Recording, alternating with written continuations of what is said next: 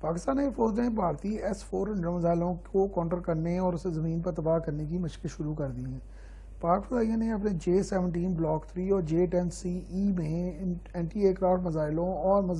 فضا سے زمین پر مار کرنے والے CM-400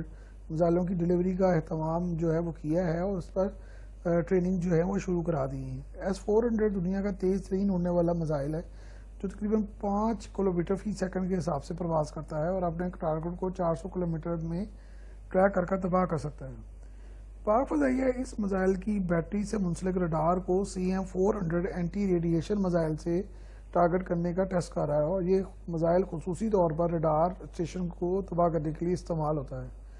پاکستان نے چین سے ایسی نیول ورژن بھی خریدی تھی اور یہ اینٹی شپ کروز میزائل بھی ہے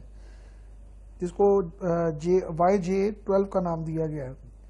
اور اس کی رینج بھی تقریباً 400 کلومیٹر کے قریب ہی ہے اور چین اسے امریکی ہارپون میزائل سے بھی بہتر قرار دیتا ہے اور امریکی ہارپون میزائل جو ہے اس کے مقابلے میں کم ریٹ کیا جاتا ہے کیونکہ ہارپون میزائل کی جو رینج ہے وہ تقریباً 200 سے 250 کلومیٹر ہے، جبکہ CM-400 اینٹی ریڈیشن جو میزائل ہے اس کی جو رینج ہے وہ تقریباً ہارپون سے ڈبل ہے، تقریباً 400 کلومیٹر ہے۔ اور یہ بہت بڑی کامیابی ہوگی کہ اگر جو Pakistan air force Indus shield فضائی مشقوں میں اس کو کامیابی سے جو ہے وہ چلانے کا مظاہرہ کر سکے اور اس میں بڑی کامیابی جو ہے وہ حاصل بھی کی گئی ہے۔ بنیادی طور پر CM-400 نیول ورژن پاک فضائیہ کے لیے خریدی گئی تھی کیونکہ اینٹی ایئر کرافٹ کے جو ایئر کرافٹ کیریئرز ہیں ان کو ٹارگٹ کیا جا سکے اور اسے کیریئر کلر کا نام بھی دیا جاتا ہے۔ لیکن دوسری طرف پاک فضائیہ نے ارلی وارننگ طیاروں اور الیکٹرانک وارفیئر طیاروں کے ساتھ مل کر